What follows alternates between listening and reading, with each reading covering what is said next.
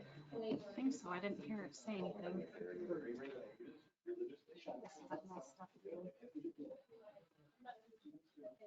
George remotely? Doubt it. I see he's signed in, but I don't see that he's got a microphone. Oh, George. Team Florida.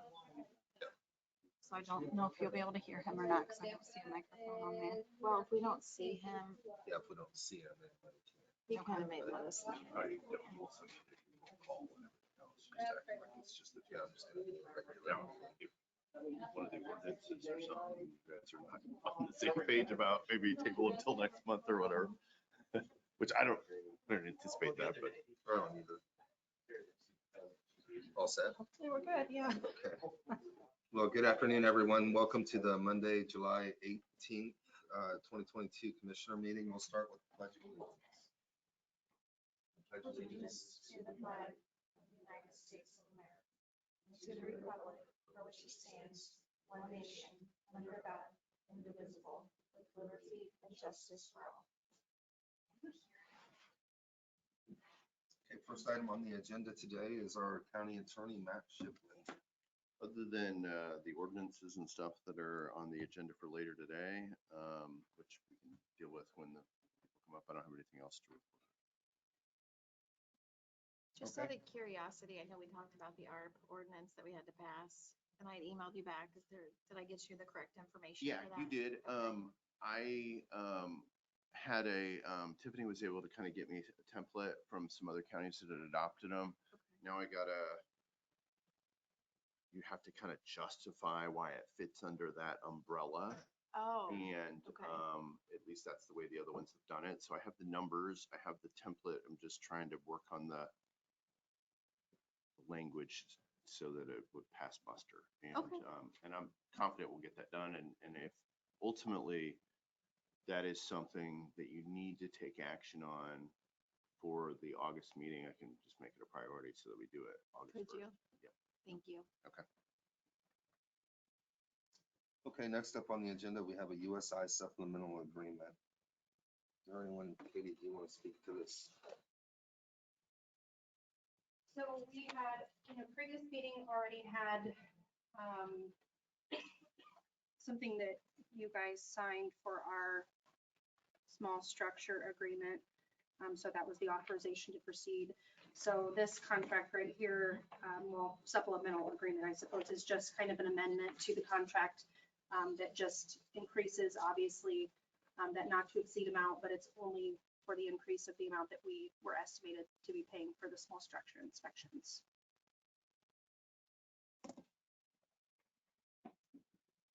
Okay. I have no questions. So USI right now, they are doing all of our engineering work that we need. And there was originally an agreement of $50,000, but we need our small structures and bridges inspected. And that was an expense that we knew we were going to have to do. So we're just increasing their contract amount from $50,000 to $110,000 so we can get those small structures and bridges. I'm sorry, to $160,000. The actual supplemental agreement or the authorization to proceed, it's $110,000 for just the inspections. Oh, okay, I'm sorry, 160,000. So the increase is 110,000 for the small bridges. Okay. I have no issues, so I'll make a motion that we approve the supplemental agreement as presented. Okay, and I'll second. Any further discussion? Hearing none, I'll call for the vote. All those in favor, please signify by raising the right hand. Opposed, the same. And that passes unanimously with all members.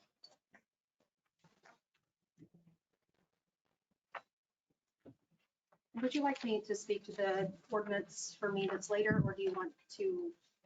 I think it probably makes sense to go ahead and do that since you're here. So we've had several requests from constituents, concerns from constituents where 300 North is being used as kind of a shortcut between 33 and 205.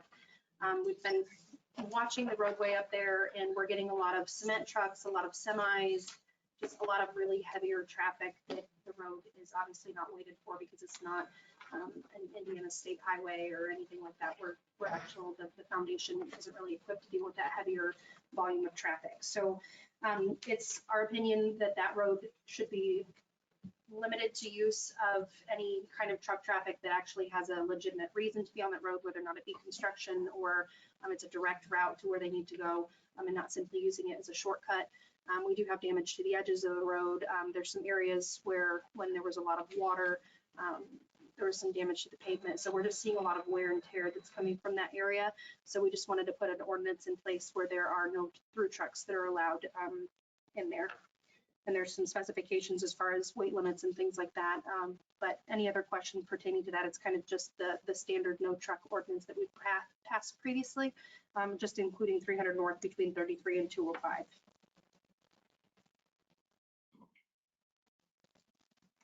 So there is a ordinance number on this. It's 2022-10. I don't have any further questions or more information. No, I mean, I've read through, I don't see any issue. I'll make a motion that we pass ordinance number 2022-10. And I'll second. Further discussion? And then I'll call for the vote. All those in favor, please signify by raising the right hand.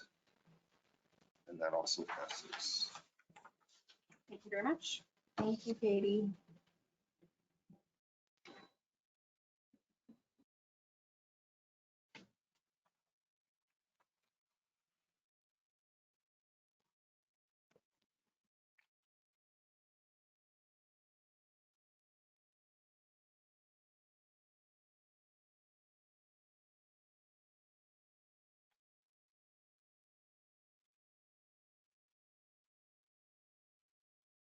Okay, next up on the agenda, we have Scott Wagner with ordinance approvals and well variance. Morning, good afternoon. So let's start with the well variances. You both got copies in the email on both of them. I don't see any issues with those locations. They're pretty standard, easy to drill another well if they had issues there. We have the one on Harold Place that they're adding on to the house, so they're improving the location there. Then they also have the one that is on, here. They have the one that's on Shoreline Drive, and they're also improving to the house. They're actually adding a in-law suite there, so they're actually improving the location for both the houses. I have no issues. And if you both sign it, they'll sign a liability release to the health department and covenant to indemnify the commissioners, and it'll be recorded on the deed. Okay. I'll make a motion that we approve the well variances requested. And I'll second. Any further discussion? Hearing none, I'll call for the vote. All those in favor, please signify by raising the right hand. And that also passes. So there were originally 4 pieces of ordinances to talk to Matt about. We've agreed to table the fee structure thing and the changes in the food ordinance till next time because we just didn't get to it in time to get them done. The 2 that we're bringing to you today are the weights and measures one and the lodging standard, or lodging establishment ordinance. Both have gone to the fee committee, and the fee committee approved the fees and fines that are in both of those. So which one would you like to start with to talk about? Can we start with lodging? Sure. So the lodging ordinance is something that the commissioners requested for me to look into last year, 2021. We have a lot of complaints and issues with certain hotels here in Whitley County. So we looked at the Allen County ordinance and pared it down and changed some things for Whitley County. It's been reviewed by Matt. And Matt, you have any comments on that at all? No, I think it's a great idea, whoever initiated it, because it just creates some rules. I mean, without them, you were kind of being subjective and arbitrary, and now Scott's got a pretty good set of rules that I think all the way down to providing toilet paper and, I mean, it's things that you would expect if you Sure. checked into a hotel, but, now Scott has some way to inspections in there, make sure that they're compliant. Provides for monthly inspections or inspections more than once a month, at least minimum once a month. Right. Like we said, talked about, the only issue is manpower. So that's my next question. So if you set that expectation that there will be a monthly inspection, do you have the bandwidth to complete that? So the person that I was thinking about handling that would be Mike Malcolm, who's our part-time weights and measures inspector and also does the tattoo establishments. Now, weights and measures, pretty heavy the first spring and early summer, but the rest of the time it's pretty light. The tattoo inspections are just once a month. We 5 of them with the counting to about a half hour each. So that's not a lot of time. I asked him if it started in January, if he'd be okay with that, and he said he's up for it. So Okay. So currently, there's no permit requirement, right? only for the pool. So if the hotel has a pool, we go in and look at their pool once a month. Okay. And they have to do water testing and all that stuff. So this would just be like a requirement for every hotel or even bed and breakfast? No, just only your hotels. commercial hotels. I think it's defined in the ordinance. Just commercial hotels does not include bed and breakfasts or Airbnb places. Okay. So it's commercial advertised. We only have 4 of them, all within the city limits of Columbia City. Okay. And how did we arrive at the $500 fee for permits? That's what we currently charge for tattoo establishments that we expect once a month. Okay. Even though it's going to take more time to do a hotel, I didn't know how much you wanted to start this off. This is a brand new ordinance for the first time ever, expecting them, and set a date for January 1st to start it. So that kind of gives us, 5 months or 6 months or so to send out the ordinance, say, hey, this is what's been passed. These are your expectations. What are we coming by? What's the questions? What do we look at ahead of time? I thought maybe 500 would be more reasonable than a higher amount. If you feel it's something different, we can always change that. I was just curious how we got there. The amount of time that we're gonna spend there. Okay. We can look at every room, even occupied rooms under the ordinance. And so at first, we're probably not going to do that right away, but we're gonna be saying, we're gonna writing down which ones we looked at. The next time we'll look at the ones we didn't get to look at. So that we're making sure we're seeing them on a pretty standard basis. And the rooms are clean, all that kind of stuff. We're gonna have to buy some equipment to do these inspections. So what other ordinances are.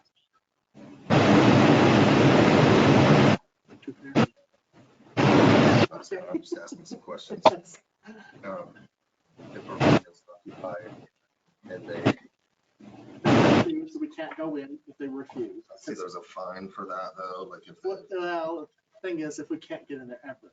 So sometimes, just like when the hotel here in town was evacuated, some people have a permanent or temporary permanent dwelling, whatever you want to call it. They're there, have been there for months. So it's gonna be the first time we ask to get in the room. Second time we come, we gotta get in. We gotta see it. We want to make sure that they're not promoting activities or living substandard that will affect the rest of the rooms in the hotel. Yep. We gotta get in there. I think one rider refused is fine, but the second time probably not. We need to find something that is like, okay, I understand this is the first time. The next time when we come next month or whatever. I think it's a great thing, really, especially because of the incidents that took place in one establishment. There is an ordinance number 2022-11.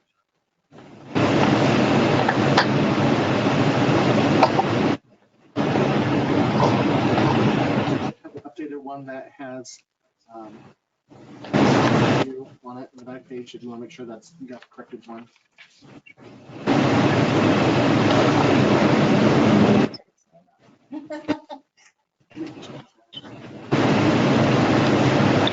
Pass it subject to you changing it if we change. Motion that we approve ordinance 2022-11 with,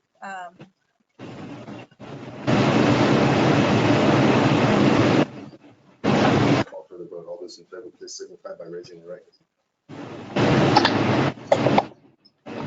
On signing until we get the.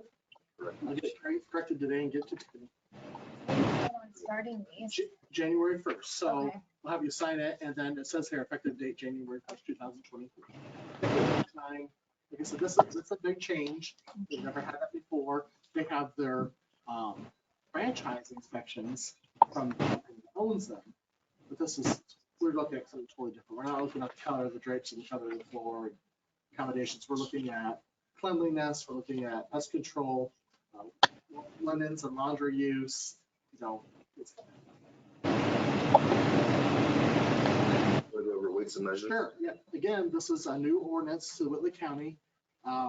State law does not allow weights and measures to collect a device fee. So as I had talked before, you look at some places like Walmart, Kroger's, they have 30+ devices. You go to Ace, they have 2. Some places have 1 that we take a look at, like Brewhoff. They have one scale that they use it maybe once a month. We can do a location fee. So that would be the $20 fee. And the ordinance specifies that money collected would go into the weights and measures fund to help support the program. Otherwise, it's basically just an administrative piece to the state law. There's lots of state established rules on how you measure things, how you check it, all that kind of stuff. That's not in here. This is just an administrative thing for Whitley County government and health department to do those inspections for feed. Not do an inspection and they refuse to do inspection or refuse to let us on the property. Those things where there hasn't been the last 19.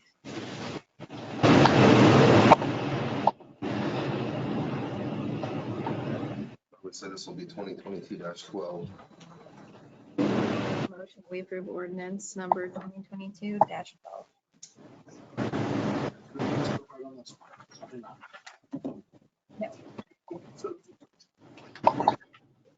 No. Right, Name. the new signature sheet. I will. Today. We'll just- Yep. And then your First name on the correct spelling of your name, and I'll accept the amendment on my second. And all those in favor, please signify by raising your hand. Passes it. The last thing we're going to talk about was the upgrade to the weights and measures vehicle. I brought that to your attention here this last week. As you know, there is a definite shortage and difficulty in getting vehicles. When this vehicle presented itself, we wanted to look at what it was and possibly it would be a better option for us. Previous to this vehicle appearing, we had our name in at Kelly Auto because Chevy had opened up their bids for fleet vehicles. However, they had four vehicles in at Kelly Auto. Only 2 of them have been haven't even been accepted by TM yet, so they don't even know if they're going to get the vehicles. 4 haven't even opened up vehicles at all. When this vehicle appeared, it was the same thing. It's a 3/4 ton pickup truck. You can still use the existing cab that's on ours. We can just switch it over. There won't be any change. It's the same color. Small, I might be able to get in and out of the gas stations and put the trailer away. Right now, we have to use a different vehicle.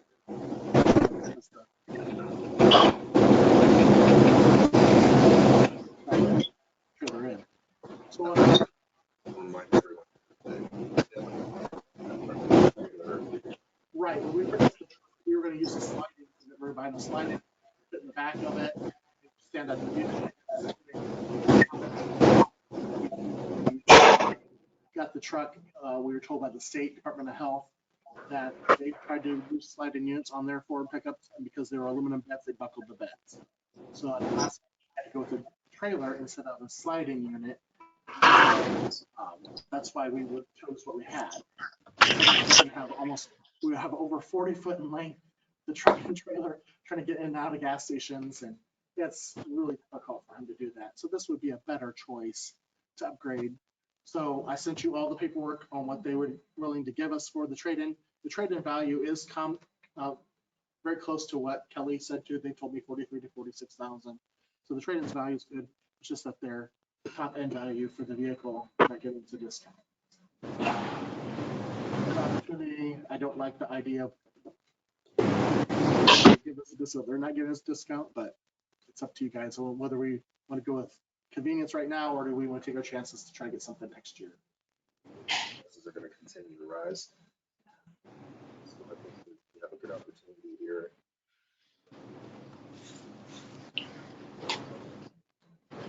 I feel that we should certainly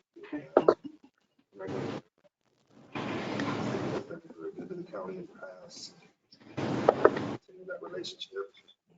And so I have no issue. We're 11 o'clock tomorrow to trade vehicles. They're gonna move the cat for us. I asked them if they would please move it over, reconnect it and everything for us.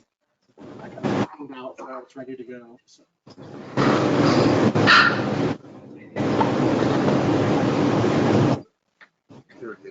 Entertain a motion to. I will make a motion that you can trade in the weights and measures for one that is better. All those in favor, please signify by raising your right.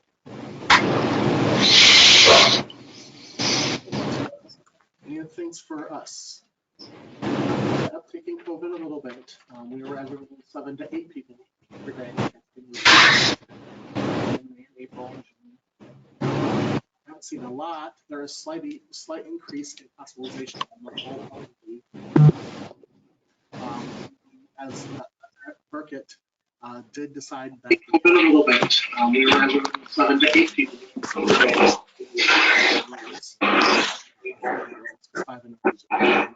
A lot because I thought that would be a better place for them to do the pediatric rotation.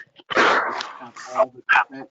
If there was a reaction for a child, or children that sometimes talk or even let us know whether they're in pain or something's happening with the vaccination. So we felt that was not something we should do on site. We did offer the facility, our location, and for the state to come up in their mobile unit to give that in our county.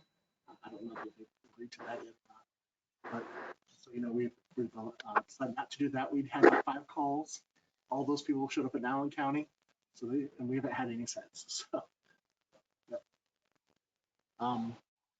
They are 3 identified monkeypox people in Indiana, not Whitley County, only in Indiana. Right now, the vaccine will only be distributed to certain locations in the state. 6 locations in certain hospitals around the state. So it's not going to be something, we've already had calls from people wanting the vaccination. Like, no, you only get that if you have the illness. You don't, it's not a preventative type of thing.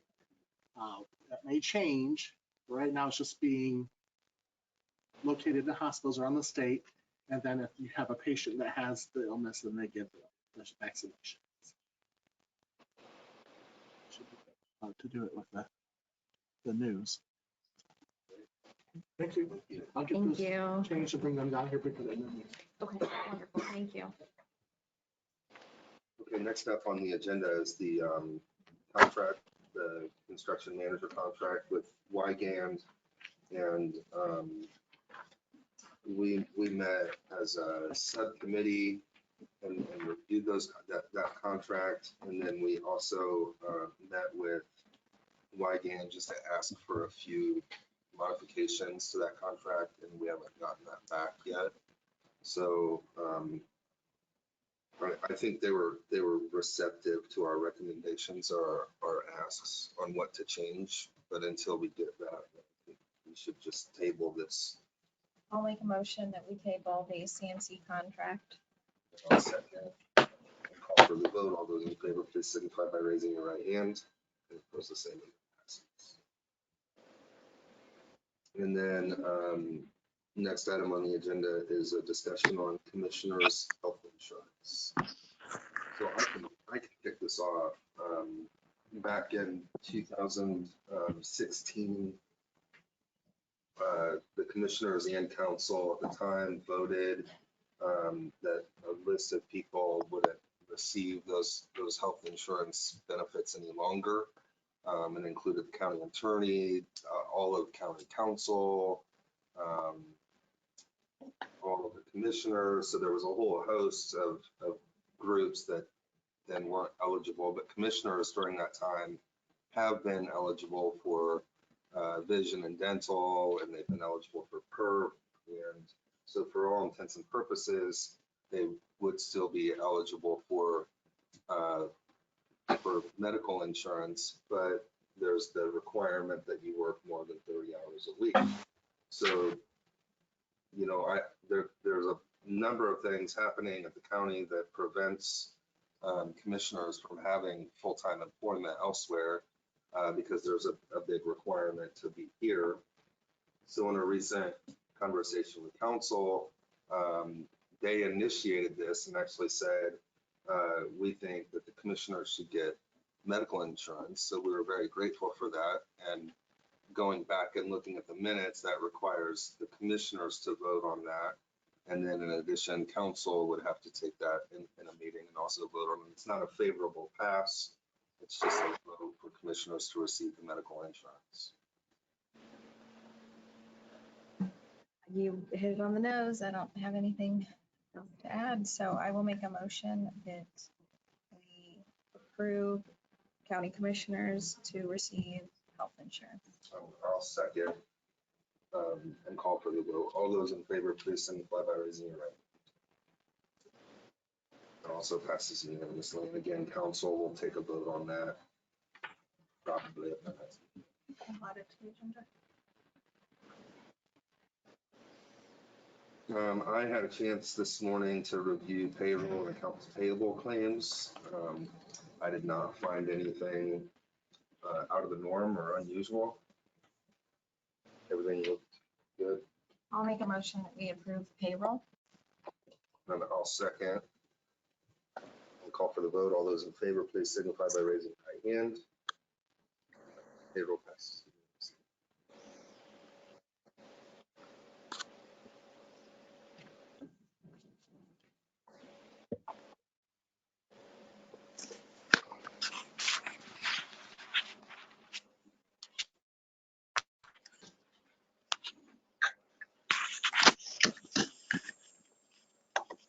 I will make a motion that we approve accounts payable.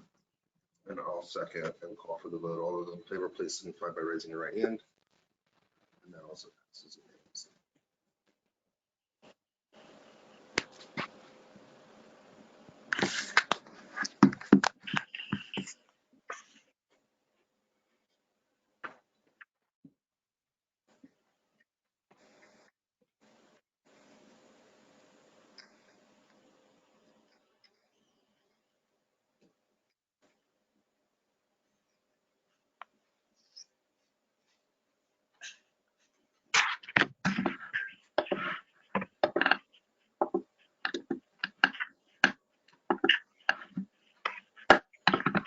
The next item on the agenda is the previous meeting minutes approval. Presented. And I'll second and call for the vote. All those in favor, please signify by raising your right hand. And that also passes.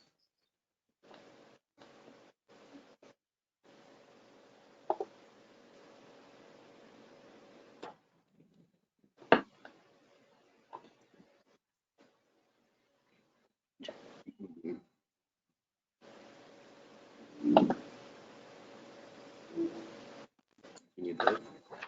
They can if you'd like it. This is for Scott's truck purchase.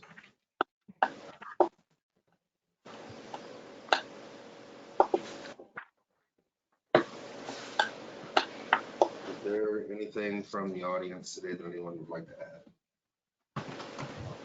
Or concerns or any of that? Matt, anything to add? Tiffany? And I have nothing to add, so I will adjourn the meeting.